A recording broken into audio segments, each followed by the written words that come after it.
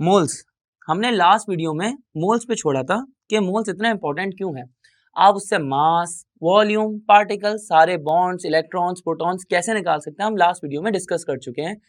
अब हम आज स्टार्ट करेंगे मोल्स के दूसरे रिलेशंस के ऊपर। तो हमने मोल्स का बेटा एक फॉर्मूला पढ़ा था, mass upon molar mass. Number of moles का एक और फॉर्मूला आपको पढ़ाया था, number of molecules divided bye Avogadro's number. और नंबर ऑफ मोल्स का एक और फॉर्मूला हमने पढ़ा था, वॉल्यूम अपॉन मोलर वॉल्यूम। अगर आप देखें ये तीनों रेशियोज, तीनों फ्रैक्शंस नंबर ऑफ मोल्स के बराबर हैं। दैट मीन्स कि ये तीनों फ्रैक्शंस आपस में भी बराबर हैं। यानी कि अगर मैं मास अपॉन मोलर मास को number of molecules upon Avogadro's number के बराबर रख लूँ और इस पूरे फ्रैक्शन को वॉल्यूम अपॉन मोलर वॉल्यूम के बराबर रख लूँ तो ये गलत नहीं होगा। तो आइए हम इनके रिलेशंस के बारे में ज़रा जानने की कोशिश करते हैं कि अगर आपको लेट से मास गिवन है तो आप मॉलिक्यूल्स कैसे निकालेंगे। जैसे कि मैं अगर ले लेता हूँ लेट से 360 gram of glucose is given. अगर आपको 360 ग्राम ग्लूकोज के गिवन है तो आप उससे पार्टिकल्स या मॉलिक्यूल्स कैसे निकालेंगे। तो हमारे पास ज़रा देखते हैं मास कितना है। मास है हमारे पास 360 ग्राम। और मोलर मास के बारे में बात करें तो ग्लूकोज का फॉर्मूला होता है C6H12O6। तो हमारे पास जो कार्बन है, कार्बन का एटॉमिक मास हो गया 12 और 12 को 6 से मल्टीप्लाई कर लें तो 72 प्लस हाइड्रोजन का एटॉमिक मास है 1 और 1 को 12 से मल्टीप्लाई कर लें तो 12। ऑक्सीजन का एटॉमिक मास है 16 और 16 को 6 से मल्टीप्लाई कर लें तो ये हो जाएगा 96। तो अगर आप इन सबको ऐडअप करें तो 72 प्लस 12 हो जाएगा 84। 84 में 96 आप ऐड कर लेंगे तो 4 प्लस 6 ये हो जाएगा 10 और 9 प्लस 9 ये हो जाएगा 18। तो हमारे पास ग्लूकोज का मोलर मास हो जाएगा 180। तो आइए 180 से हम लोग आगे बढ़ते हैं। हमारे पास ग्लूकोज का जो मोलर मास है वो हो गया 180 एटॉमिक मास यूनिट। और अगर हम पार्टिकल्स निकालने, अगर हमने नंबर ऑफ मॉलिक्यूल्स निकालने तो हम उसको कैपिटल एन से शो कर लेते हैं। अगर मैं नंबर ऑफ मॉलिक्यूल्स की बात करूंगा तो वो मुझे निकालने कैपिटल एन से शो कर दिए। एवोगाड्रोस नंबर है हमारे पास 6.02 एक्सपोनेंशियल 23। अच्छा, मैं एक काम करता हूँ कि यहाँ पे आपको पार्टिकल्स भी निकालना सिखाता हूँ और वॉल्यूम भी निकालना सिखाता हूँ पार्टिकल्स की मदद से।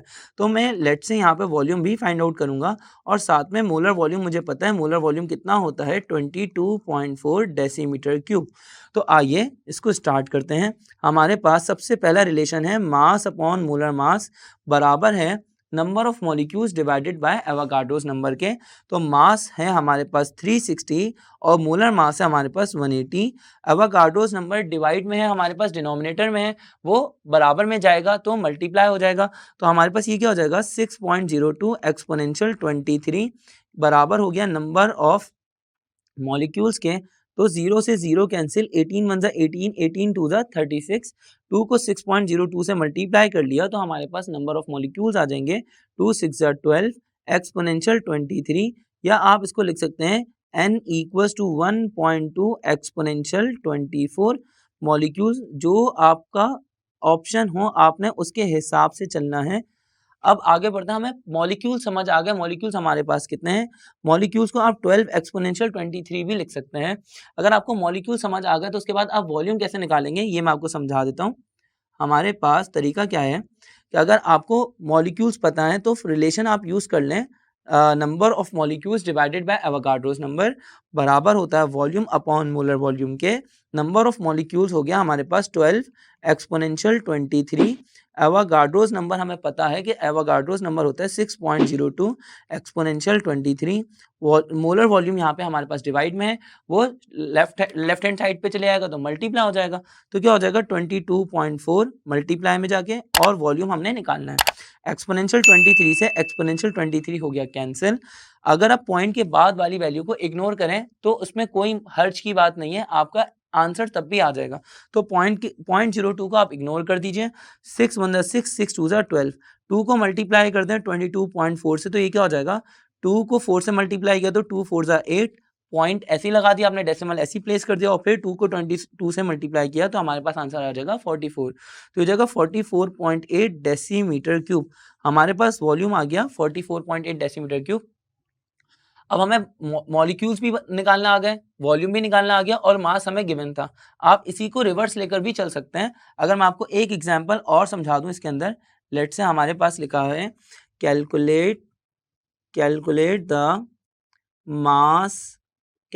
मास moles and molecules of 22,400 centimetre cube of sulphur dioxide gas SO2।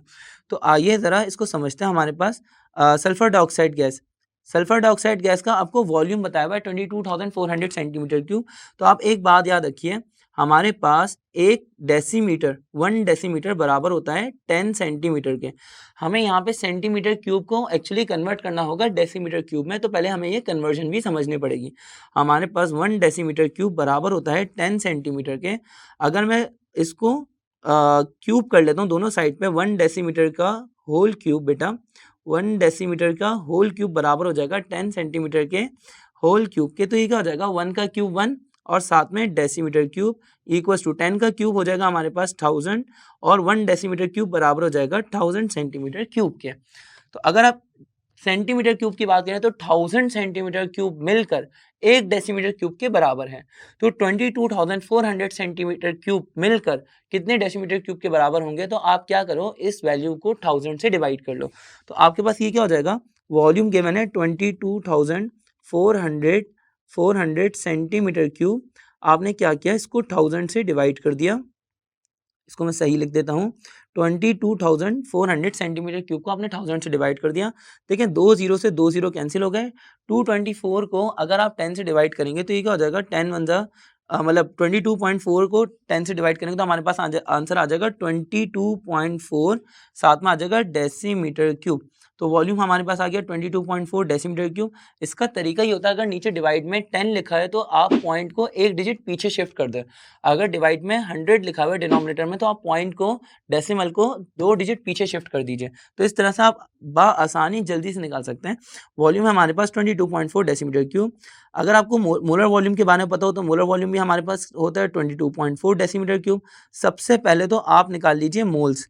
Moles निकालने का तरीका क्या है कि आप वॉल्यूम को डिवाइड कर दें मोलर वॉल्यूम से। तो हमारे पास मोलर वॉल्यूम भी है, एक सेकेंड, हमारे पास मोलर वॉल्यूम भी है 22.4। मैं पहले लिख लेता हूँ, volume upon molar volume, number of moles equals to volume है हमारे पास 22.4 और मोलर वॉल्यूम है हमारे पास 22.4।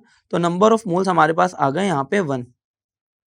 अब नंबर ऑफ मोल्स हमारे पास 1 आ चुके हैं, तो अब पार्टिकल्स यानी मॉलिक्यूल्स कैसे निकालेंगे? बहुत आसान है। आपने नंबर ऑफ मोल्स का फॉर्मूला यूज किया। फॉर्मूला क्या है, number of moles equals to number of molecules divided by Avogadro number. तो नंबर ऑफ मोल्स की जगह पे बेटा आएगा 1 और एवोगाड्रोस नंबर की जगह पे आएगा 6.02 exponential 23 equals to capital N अपनी जगह पे आ गया।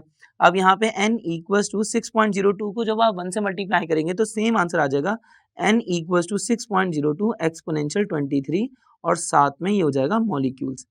तो नंबर ऑफ मॉलिक्यूल्स आ गए 6.02 एक्सपोनेंशियल 23। चलिए स्टूडेंट्स, अब हम आगे बढ़ते हैं, मास कैसे निकालते हैं उसको थोड़ा चेक करते हैं। मैं नंबर ऑफ मोल्स की मदद से भी मास निकाल सकता हूँ, लेकिन मैं यहाँ पे आपको सिखाऊंगा कि पार्टिकल्स की मदद से मास कैसे निकालना है। तो आपके पास नंबर ऑफ मॉलिक्यूल्स हैं हमारे पास 6.02 एक्सपोनेंशियल 23। तो आप ये रिलेशन यूज कर लीजिए। हमारे पास रिलेशन होता है number of particles divided by Avogadro's number बराबर होता है मास अपॉन मोलर मास के। नंबर ऑफ पार्टिकल्स हमने देखा यहाँ पे हमारे पास नंबर ऑफ पार्टिकल्स हैं 6.02 एक्सपोनेंशियल 23 और हमारे पास एवोगाड्रोस नंबर है 6.02 एक्सपोनेंशियल 23। ये भी दोनों सेम है। इक्वल्स टू मास हमें निकालना है। मोलर मास हम कैसे निकालेंगे कि हमारे पास कंपाउंड है सल्फर डाइऑक्साइड गैस। सल्फर का एटॉमिक मास होता है 32 प्लस ऑक्सीजन का एटॉमिक मास होता है हमारे पास 16। 16 को 2 से मल्टीप्लाई करेंगे तो 32, 32 प्लस 32 हो जाएगा 64। तो यहाँ पे आ जाएगा 64। ये 6.02 एक्सपोनेंशियल 23 से 6.02 एक्सपोनेंशियल 23 कैंसिल आउट हो गया।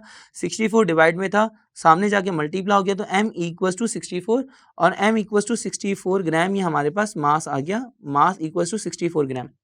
ठीक है यहाँ तक। अब हमारे पास मास निकल चुका, वॉल्यूम निकाल चुके हम लोग, मास निकाल चुके, वॉल्यूम हमें गिवन था, मोल्स निकाल चुके हैं और मॉलिक्यूल्स निकाल चुके हैं। ये मैंने पूरा न्यूमेरिकल यहाँ पर कंप्लीट कर दिया स्टूडेंट्स। और यहाँ पे आपको ये घबराने की ज़रूरत नहीं है कि एनएमडी कैट में हम इतना बड़ा एमसीक्यू कैसे सॉल्व करेंगे। एक्चुअली आपको कोई एक ही चीज़ गिवन होगी, जैसे आपको वॉल्यूम गिवन है तो आपको मॉलिक्यूल्स निकालने के लिए ही कहा जाएगा, या अगर वॉल्यूम गिवन है तो आपको मास निकालने के लिए कहा जाएगा। ये एक अंडरस्टूड बात है। आपको कोई एक चीज़ एक नंबर के लिए पूछी जाएगी तो उसको एक न्यूमेरिकल के अंदर किस तरह से समझाना था वो मैंने आपको समझाया। अब इसको बड़ी ईजीली खुद से प्रैक्टिस कर सकते हैं। अब हमारे पास नेक्स्ट टॉपिक जो है, अब हम नेक्स्ट टॉपिक स्टार्ट करेंगे। नेक्स्ट टॉपिक है हमारा स्टेशियोमेट्री।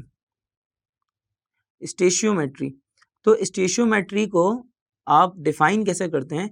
स्टेशियोमेट्री is the relationship between reactants and products, और ये रिलेशनशिप हम लोग यूज करते हैं by a balanced chemical equation. तो आइए जरा चेक करते हैं हमारे पास स्टेशियोमेट्री क्या होता है। Stoichiometry is the relation between reactants and products. और हम ये रिलेशन किस चीज़ का निकाल सकते हैं? मास और मास का रिलेशन निकाल सकते हैं, मास और वॉल्यूम का और मास का रिलेशन निकाल सकते हैं, या वॉल्यूम और वॉल्यूम का रिलेशनशिप निकाल सकते हैं। लेकिन इसके लिए एक शर्त है, वो शर्त ये है, मैं शर्त नीचे लिख देता हूँ। शर्त क्या है कि इक्वेशन जो है आपकी केमिकल इक्वेशन वो बैलेंस्ड हो। बैलेंस्ड केमिकल इक्वेशन के थ्रू आप लोग ये सब चीज़ें कर सकते हैं। तो आइए ज़रा इसका एक न्यूमेरिकल ज़रा समझने की कोशिश करते हैं। लेट्स से आपको गिवन है 20 gram of methane gas CH4, 20 gram of methane gas आपको गिवन है, इस कंबस्टेड, या इसकी जगह बर्न हो सकता है in the presence of air, to produce carbon dioxide. Find the mass of carbon dioxide gas produced. Also find the volume of oxygen gas required. एक चीज इसमें और ऐड कर लेते हैं, also find the volume of water vapors produced. ये हमने एक बड़ा न्यूमेरिकल लिख लिया है, लेकिन इतना बड़ा एमसीक्यू ऑब्वियसली आपके पास एनएमडी कैट में नहीं होगा। कोई एक चीज़ आपसे पूछेंगे तो, लेकिन ज़रा इसको समझने की कोशिश करते हैं। हमारे पास जो न्यूमेरिकल है उस न्यूमेरिकल के अंदर इक्वेशन भी गिवन है आपको, CH4 methane gas plus oxygen की प्रेजेंस में उसको बर्न कर रहे हैं तो आगे जाके बनेगा कार्बन डाइऑक्साइड गैस और साथ में वाटर वेपर्स बनेंगे। तो आइए इसको चेक करते हैं। अब हमारे पास मास गिवन है मीथेन गैस का, मास है हमारे पास 20 ग्राम, मीथेन गैस का मास गिवन है हमारे पास 20 ग्राम, और साथ साथ में आपको बोल रहे हैं कि mass of carbon dioxide gas निकालें। Mass of carbon dioxide gas आपको फाइंड आउट करना है। सिमिलरली आपको वॉल्यूम ऑक्सीजन गैस का फाइंड आउट करना है, और सिमिलरली आपको वॉल्यूम वाटर वेपर्स का फाइंड आउट करना है। ये आपको फाइंड आउट करनी है चीज़ें। अब आप इसके अंदर एक काम कर सकते हैं कि जिस चीज़ की मास की बात हो रही है, चाहे आपको मास बताया है चाहे आपसे मास पूछा है, सिमिलरली आपको अगर वॉल्यूम के बारे में बताया जा रहा है या अगर आपसे वॉल्यूम के बारे में पूछा जा रहा है, यानी वॉल्यूम के बारे में बात करें या मास के बारे में बात करें, पहले तो आप इस चीज़ में श्योरिटी हासिल कर लीजिए। जिस चीज़ के मास की बात हो रही है आपने उसका निकाल लिया मोलर मास, और जिस चीज़ की वॉल्यूम की बात हो रही है उस चीज़ का आपने निकाल लिया मोलर वॉल्यूम। जैसे कि अगर मैं मीथेन की बात करूं तो मीथेन गैस के मास की बात हो रही है तो मैंने मीथेन का निकाला मोलर मास, कार्बन का 12, हाइड्रोजन का 1, और 1 को 4 से मल्टीप्लाई किया तो 4, 12 प्लस 4 हो जाएगा 16। तो हमारे पास मीथेन का मोलर मास आ जाएगा 16।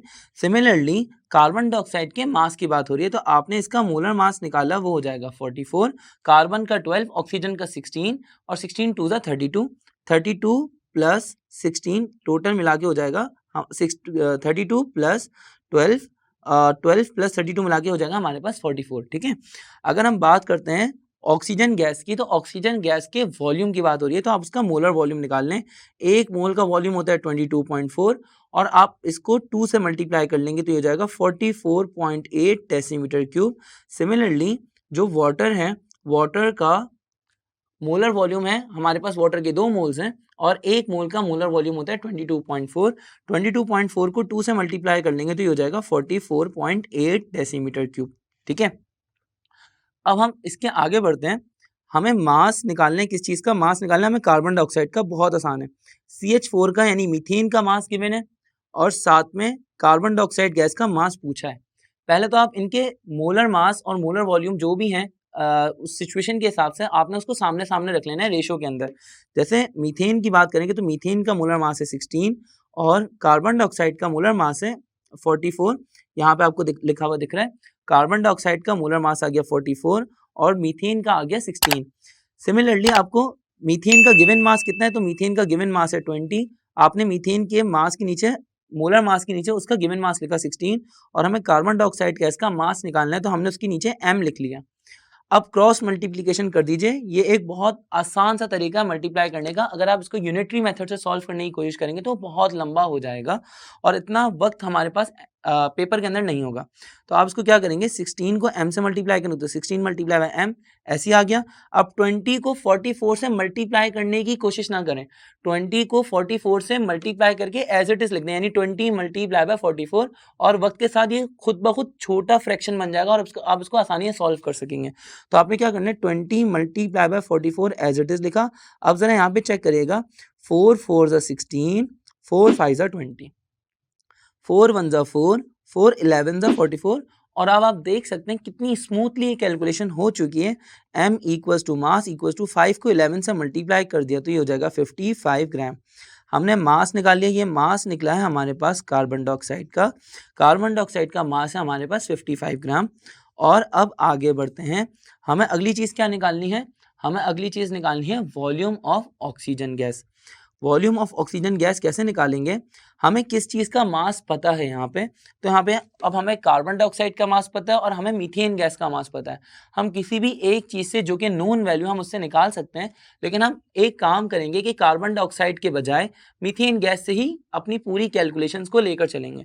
तो हमारे पास मीथेन गैस का आपने रिलेशन लगा दिया ऑक्सीजन गैस के साथ में, तो हमारे पास मीथेन गैस का मास है 20 और ऑक्सीजन गैस का मोलर वॉल्यूम है 44.8।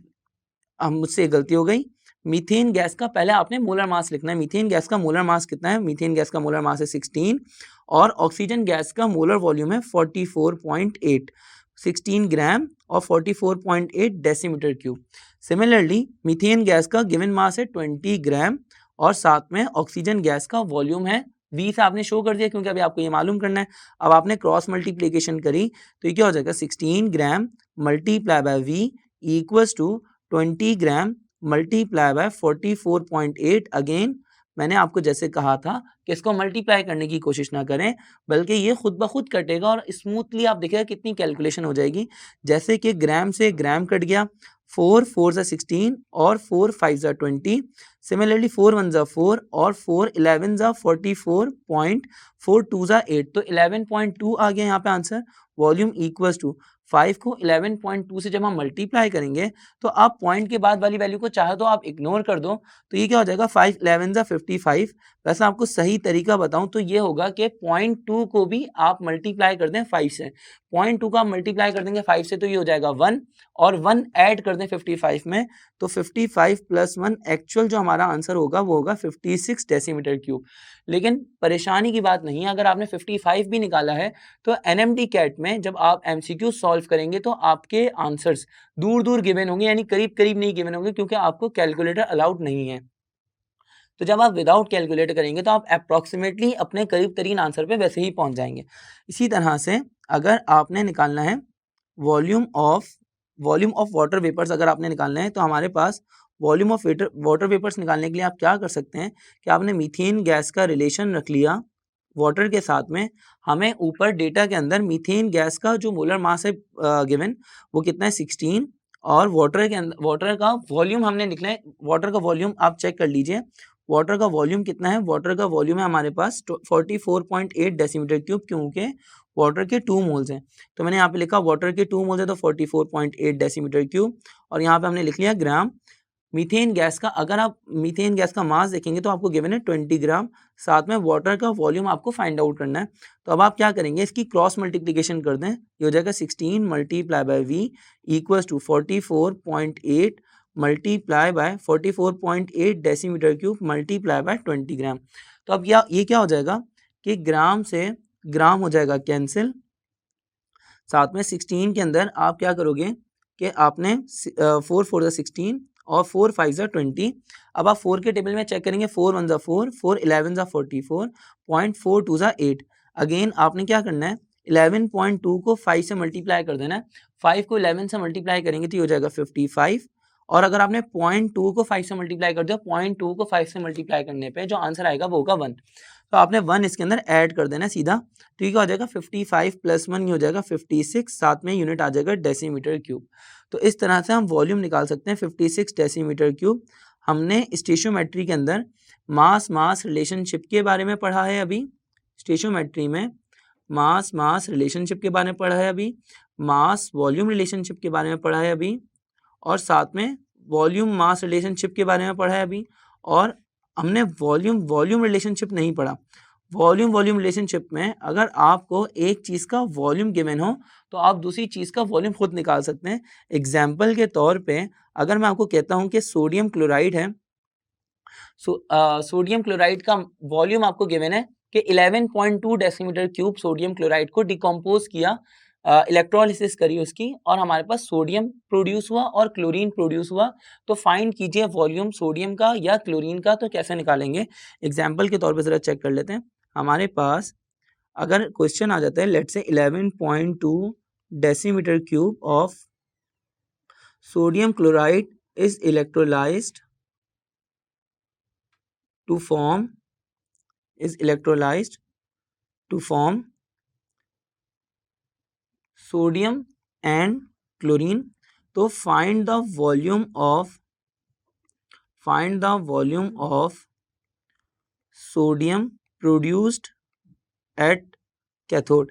हमने ये फाइंड आउट करना है कि अगर लेट से मैं 11.2 डेसीमीटर क्यूब सोडियम क्लोराइड की इसकी इलेक्ट्रोलिसिस करता हूँ तो होगा क्या, हमारे पास सोडियम प्रोड्यूस होगा कैथोड पे और क्लोरीन प्रोड्यूस होगा एनोड पे। हमें फाइंड करना है वॉल्यूम सोडियम का कितना प्रोड्यूस होगा कैथोड पे। हमें इक्वेशन गिवन है 2NaCl, आगे जाके ये कन्वर्ट हो रहा है 2Na, आगे जाके ये कन्वर्ट हो रहा है किस चीज़ में, डिकम्पोज हो रहा है 2Na में, और साथ में क्लोरीन गैस के अंदर। अब हमने फाइंड करना है वॉल्यूम किस चीज़ का, वॉल्यूम हमें फाइंड आउट करना है सोडियम का। तो कैसे निकालेंगे, बहुत आसान है। मैंने कहा था जिस चीज़ का वॉल्यूम आपको गिवन हो, यानी वॉल्यूम की बात हो रही है, तो आप उसका मोलर वॉल्यूम निकाल लीजिए। तो सोडियम क्लोराइड का मोलर वॉल्यूम 22.4 हो जाएगा। इसको 2 से मल्टीप्लाई कर लेंगे तो हो जाएगा 44.8 डेसीमीटर क्यूब। सोडियम का वॉल्यूम होगा 22.4 और इसको 2 से मल्टीप्लाई कर लिया तो ये हो जाएगा 44.8। हमने फाइंड करना है सोडियम का वॉल्यूम सोडियम क्लोराइड की मदद से। तो आपने लिखा सोडियम क्लोराइड और रेशियो बना के सामने लिख दिया आपने सोडियम। तो अब होगा क्या, सोडियम क्लोराइड का मोलर वॉल्यूम है हमारे पास 44.8 और सोडियम का मोलर वॉल्यूम है 44.8। अब देखें सोडियम क्लोराइड का वॉल्यूम आपको गिवन कितना है, वो है 11.2। तो हमने यहाँ पे नीचे लिखा 11.2 और सोडियम का वॉल्यूम हमें फाइंड आउट करना है। क्रॉस मल्टीप्लिकेशन कर लीजिए, बहुत आसान है। 44.8 को मल्टीप्लाई कर दिया आपने 20 है और ये क्या हो जाएगा 11.2 मल्टीप्लाई बाय 44.8। तो जब आप इसको कैंसिल आउट करेंगे तो 44.8 से 44.8 कैंसिल, हमारे पास वॉल्यूम निकल आएगा 11.2 डेसीमीटर क्यूब। तो यहाँ पर हमने वॉल्यूम रिलेशनशिप के बारे में पढ़ लिया, मास वॉल्यूम रिलेशनशिप के बारे में पढ़ लिया, मास मास रिलेशनशिप के बारे में पढ़ लिया और वॉल्यूम मास रिलेशनशिप के बारे में पढ़ लिया। हमने ये चारों रिलेशनशिप्स बेटा डिस्कस कर लिए। अब हम नेक्स्ट टॉपिक की तरफ मूव करेंगे। लिमिटिंग रिएक्टेंट हमारा नेक्स्ट टॉपिक। लिमिटिंग रिएक्टेंट आखिर क्या चीज़ है? लिमिटिंग रिएक्टेंट एक ऐसा रिएक्टेंट है जो कि अपने आप को पहले कंज्यूम कर लेता है और जिसकी वजह से least amount of product form होते हैं। यानी अगर आपके पास दो रिएक्टेंट्स हैं और इन दोनों रिएक्टेंट्स में से एक पहले ख़त्म हो जाए तो हमारे पास प्रोडक्ट्स भी इस रिएक्टेंट के हिसाब से जो कि पहले ख़त्म हो गया उसके हिसाब से कम ही फॉर्म होंगी। तो ये जो रिएक्टेंट है ये रिएक्टेंट कहलाएगा लिमिटिंग रिएक्टेंट। तो लिमिटिंग रिएक्टेंट की डेफिनेशन हमने लिखी है। लिमिटिंग रिएक्टेंट की डेफिनेशन क्या है? It is the reactant which consumes itself first during a chemical reaction to form least amount of products. उसके बाद हमारे पास एक क्वेश्चन गिवन है लिमिटिंग रिएक्टेंट का। आपको अगर लिमिटिंग रिएक्टेंट का क्वेश्चन गिवन है तो आप कैसे कर सकते हैं?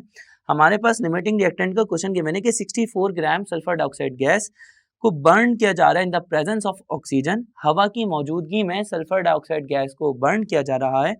और यहाँ पे मैं अमाउंट ऑफ ऑक्सीजन गैस भी ऐड कर देता हूँ कि अमाउंट ऑफ ऑक्सीजन गैस भी हमारे पास 64 ग्राम, और आगे जाके हमारे पास बनेगी सल्फर ट्राइऑक्साइड गैस।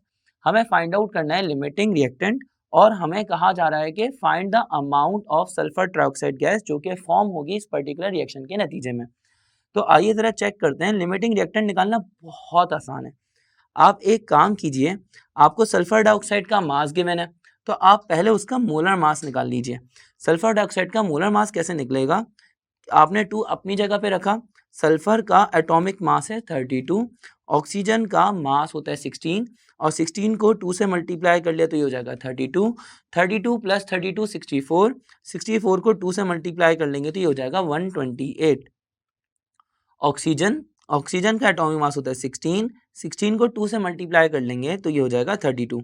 हमें फाइंड आउट करना है कि सल्फर ट्राइऑक्साइड गैस का कितना मास प्रोड्यूस होगा, तो हम उसका भी मोलर मास पहले ही निकाल लेते हैं क्योंकि आगे जाकर ये काम आएगा। सल्फर का एटॉमिक मास 32, ऑक्सीजन का एटॉमिक मास 16, 16 3 ज़ा 48, 48 प्लस 32 तो ये हो जाएगा हमारे पास 8 प्लस 2 10, और 1 को कैरी कर दिए यहाँ पे, 4 प्लस 4 ये हो जाएगा 80, 80 को 2 से मल्टीप्लाई कर लेंगे तो 2 80 ज़ा 160। अब ज़रा आगे बढ़ते हैं। हमें सबसे पहले लिमिटिंग रिएक्टेंट फाइंड आउट करना है कि लिमिटिंग रिएक्टेंट कौन सा होगा। तो आप एक काम कीजिए कि पहले लीस्ट नंबर ऑफ मोल्स निकाल लीजिए। आप कैसे निकालेंगे कि हम सबसे पहले नंबर ऑफ मोल्स निकालेंगे सल्फर डाइऑक्साइड गैस के, फिर नंबर ऑफ मोल्स निकालेंगे ऑक्सीजन गैस के। नंबर ऑफ मोल्स निकालने का फॉर्मूला होता है मास अपॉन मोलर मास, और ऑक्सीजन गैस के मोल्स निकालने का फॉर्मूला होता है mass upon molar mass again. लेकिन सल्फर डाइऑक्साइड गैस का मास कितना है? सल्फर डाइऑक्साइड का मास आपको गिवन है 64 ग्राम, तो 64 आपने ऊपर रखा। इसका मोलर मास है हमारे पास 128, 64 को 128 से डिवाइड करें, 64 वन 64, 64 टू ज़ा 128, 1 डिवाइडेड बाई 2 को अगर आप देखेंगे तो ये हो जाएगा 0.5 मोल्स। तो ये हमारे पास एक नंबर ऑफ एक अमाउंट आ गई, एक मोल्स की तादाद आ गई सल्फर डाइऑक्साइड गैस की। ऑक्सीजन गैस के अंदर देखेंगे तो ऑक्सीजन गैस का मास आपको गिवन है 64 ग्राम। ऑक्सीजन गैस का मोलर मास गिवन आपको 32, 32 डिनोमिनेटर में आ गया। 64 को 32 से डिवाइड कर लेंगे तो ये हो जाएगा 32 वन 32, 32 टू द 64, तो ये हमारे पास आ गए 2 मोल्स। हमारे पास लीस्ट मोल्स हैं 0.5, तो इसका मतलब ये हुआ कि जो सल्फर डाइऑक्साइड गैस है ये लिमिटिंग रिएक्टेंट है। Sulphur dioxide gas is the limiting reactant. एक बात और याद कर लीजिए, आप डायरेक्ट भी लिमिटिंग रिएक्टेंट पता कर सकते हैं बहुत आसानी से। आपने यहाँ तक फॉर्मूला लिखा, आपको कैलकुलेशन करने की ज़रूरत नहीं है। अगर आपके ऊपर न्यूमिनेटर की जो वैल्यूज़, आपके पास जो वैल्यूज़ हैं न्यूमिनेटर की दोनों वैल्यूज सेम हैं, तो आप देखें डिनोमिनेटर में बड़ी वैल्यू कहाँ पे है। जैसे कि यहाँ पे हमारे पास 64 और 128 के अंदर अगर आप देखेंगे तो हमारे पास कुछ ऐसे लिखा हुआ है कि 64 न्यूमिनेटर में आ गया, दोनों में न्यूमिनेटर है 64, और डिनोमिनेटर में सल्फर डाइऑक्साइड का जो मोलर मास है वो है 128। तो 128 बड़ा नंबर है, इसका मतलब डिनोमिनेटर में बड़ी वैल्यू आ गई। डिनोमिनेटर में बड़ी वैल्यू आने का मतलब ये कि ओवरऑल जो आपका आंसर आएगा वो छोटा आएगा। तो आपने क्या करना है, ऊपर न्यूमिनेटर को डिनोमिनेटर से डिवाइड करने की कोई ज़रूरत नहीं है, डायरेक्टली आप चेक कर सकते हैं 64 डिवाइड बाई 128 और 64 डिवाइड बाई 32 में जो लीस्ट मोल्स आएंगे वो सल्फर डाइऑक्साइड गैस के आएंगे। तो आप इसको कैलकुलेट किए बगैर भी आगे बढ़ सकते हैं। हमारा आंसर यहाँ तक निकल चुका है। अगर हमने मालूम करना है कि सल्फर ट्राइऑक्साइड की वैल्यू क्या होगी, सल्फर ट्राइऑक्साइड गैस का कितना मास प्रोड्यूस होगा, तो वो भी चेक कर लेते हैं, बहुत आसान है। हमने सल्फर डाइऑक्साइड गैस का रिलेशन रखा सल्फर ट्राइऑक्साइड गैस के साथ। तो देखें सल्फर डाइऑक्साइड गैस का मोलर मास कितना है, हमारे पास सल्फर डाइऑक्साइड गैस का मोलर मास है 128, और साथ में सल्फर ट्राइऑक्साइड गैस का मोलर मास है 160। तो ये क्या हो जाएगा, यहाँ पे हमने लिखा 128 और यहाँ पर लिखा बेटा 160। उसके बाद हमने देखा सल्फर डाइऑक्साइड का गिवन मास कितना है, तो सल्फर डाइऑक्साइड का गैस का गिवन मास है हमारे पास 64 ग्राम। तो हम नीचे आएंगे, मास की जगह पे हमने लिखा यहाँ पे 64, और साथ में सल्फर डाइऑक्साइड का मास हमें मालूम करना है, तो हमने उसकी जगह पे m लिख लिया। अब हम क्रॉस मल्टीप्लिकेशन कर लेंगे तो ये क्या हो जाएगा, 128 multiply by m equals to 64 multiply by 160। As I told you कि इनको मल्टीप्लाई करने की कोशिश ना करें, इसको डायरेक्ट एज इट इज लिख दें जैसा है। 64 को multiply by 160 as it is लिख दीजिए, ये खुद ब खुद आपसे सॉल्व हो जाएगा और बहुत छोटी छोटी वैल्यूज में कन्वर्ट हो जाएगा। जैसे 64 मतलब 64 को 2 से मल्टीप्लाई किया तो 128, 2 1 ज़ा 2, 2 8 ज़ा 16 और साथ में 0 एज इट इज आ गया, तो हमारे पास मास आ जाएगा 80 ग्राम।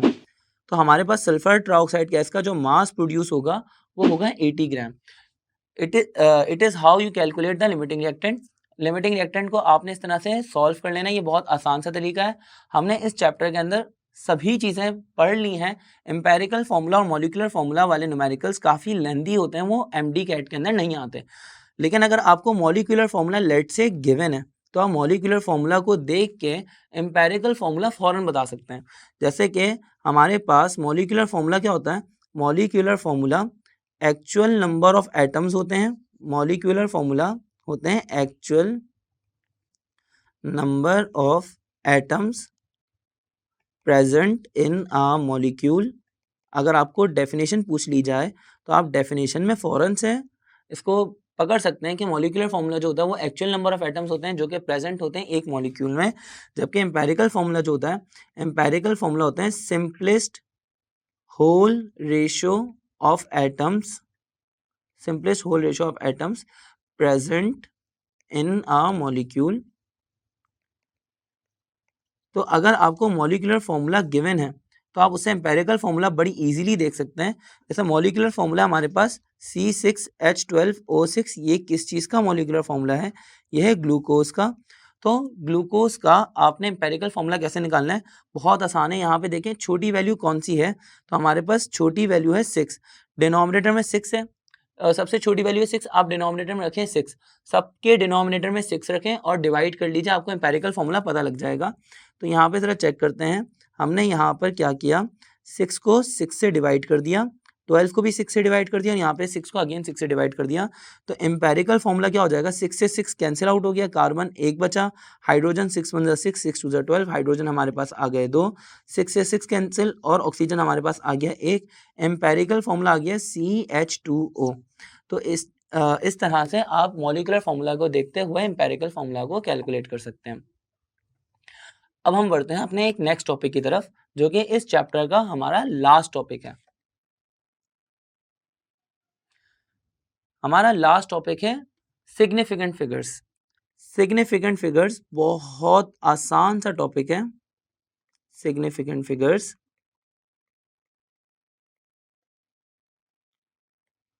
देखिए सिग्निफिकेंट फिगर्स होते क्या हैं, ऐसे डिजिट्स जो कि रिलायबल होते हैं किसी भी नंबर के अंदर, हम ऐसे डिजिट्स को कहते हैं सिग्निफिकेंट फिगर्स। तो मैं इसकी डेफिनेशन लिख देता हूं, the reliable digits, the reliable digits in a number are called significant figures। अब इसका क्वेश्चन बेटा बहुत आता है एमडी कैट के अंदर और ये बहुत आसान क्वेश्चन भी है। जैसे कि लेट्स से मैं आपको यहाँ पे बोलता हूँ find the significant figures, find the significant figures of the following.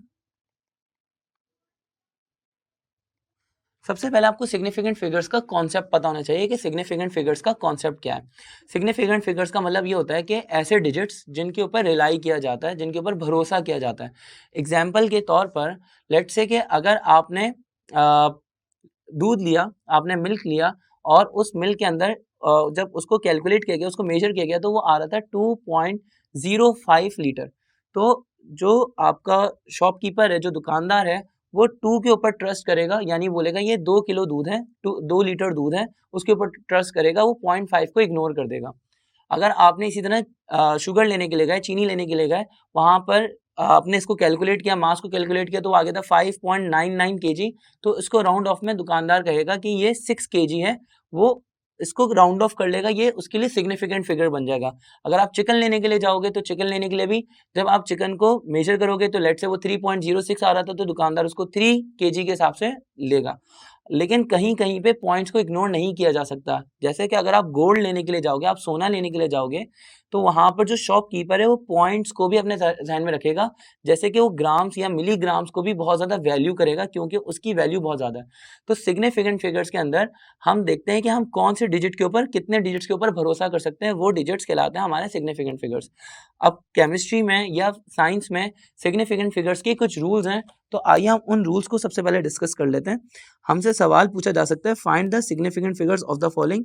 जैसे कि हमसे पूछा जा रहा है 2000 में कितने सिग्निफिकेंट फिगर्स हैं, 2000.00, यहाँ पे कितने सिग्निफिकेंट फिगर्स हैं, या 709860, इसमें कितने सिग्निफिकेंट फिगर हैं, और 1.03 एक्सपोनेंशियल 23, इसमें कितने सिग्निफिकेंट फिगर्स हैं, ये हमें बताना है। देखें, सबसे पहला रूल, बहुत आसान से रूल्स हैं। सबसे पहला रूल कि ऑल नॉन जीरोज, जितने भी नॉन जीरोज हैं वो सब सिग्निफिकेंट होते हैं। जीरो के अलावा डिजिट्स जो होते हैं वो सिग्निफिकेंट होते हैं।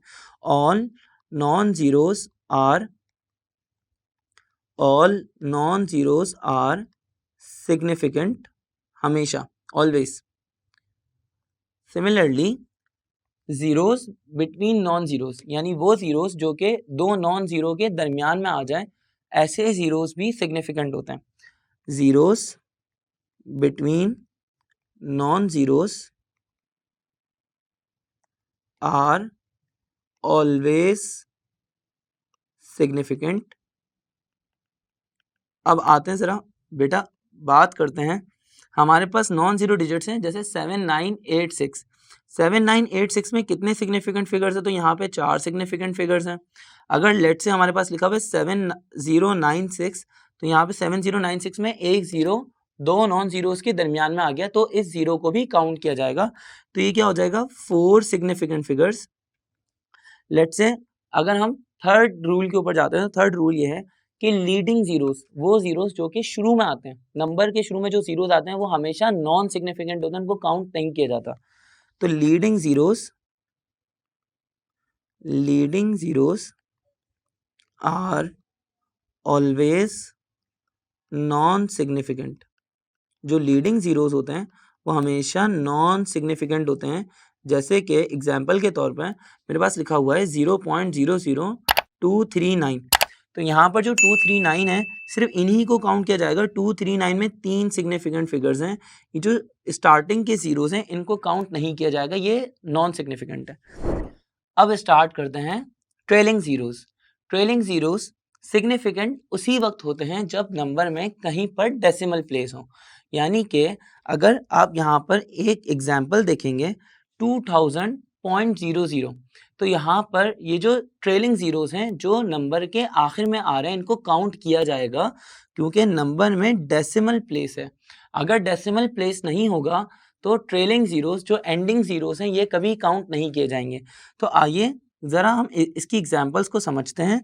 हमारे पास क्वेश्चन है, find the significant figures of the following. 2000 में कितने सिग्निफिकेंट फिगर्स हैं, ज़रा ये चेक करते हैं। यहाँ पर डेसिमल कोई मौजूद नहीं है इस नंबर के अंदर, तो एंडिंग जीरोस को काउंट नहीं किया जाएगा। हमारे पास टोटल सिग्निफिकेंट फिगर्स यहाँ पर हो जाएंगे 1। अगर हम बात करते हैं 2000.00, तो यहाँ पे एंडिंग जीरोस को भी काउंट किया जाएगा, तो ये हमारे पास पांचों जीरो काउंट किए जाएंगे, तो टोटल सिग्निफिकेंट फिगर्स हो जाएंगे यहाँ पे 6।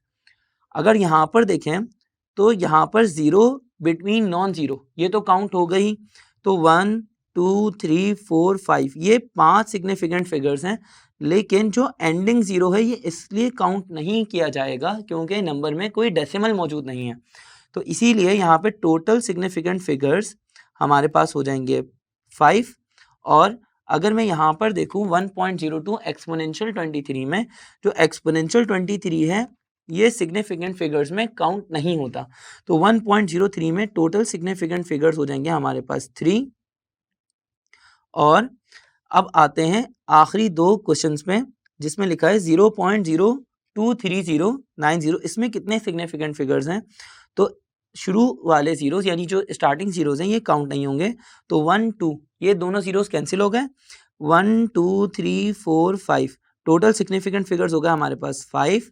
और अगर यहाँ पर फोकस करें 5096780 पे, तो हमारे पास अगेन एंडिंग ज़ीरो काउंट इसलिए नहीं होगा क्योंकि नंबर में कोई डेसिमल मौजूद नहीं है, तो टोटल सिग्निफिकेंट फिगर्स हो जाएंगे हमारे पास 6। हमने इस चैप्टर में केमिस्ट्री की बेसिक्स पढ़ी।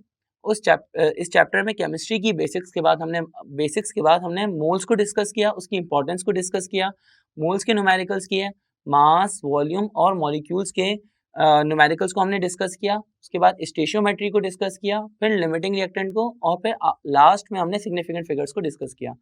अब यहाँ ये चैप्टर ख़त्म हो जाता है। इंशाल्लाह ताला हम फिर दोबारा मिलेंगे किसी और नेक्स्ट वीडियो के अंदर एक नए चैप्टर के साथ, chapter number 2 states of matter के साथ, जिसमें हम ये चेक करेंगे कि मैटर की स्टेट्स कौन कौन सी हैं और उनकी प्रॉपर्टीज़ क्या क्या है। जब तक आप अपना ख्याल रखिए। ओके, मिलते हैं। अल्लाह हाफिज़।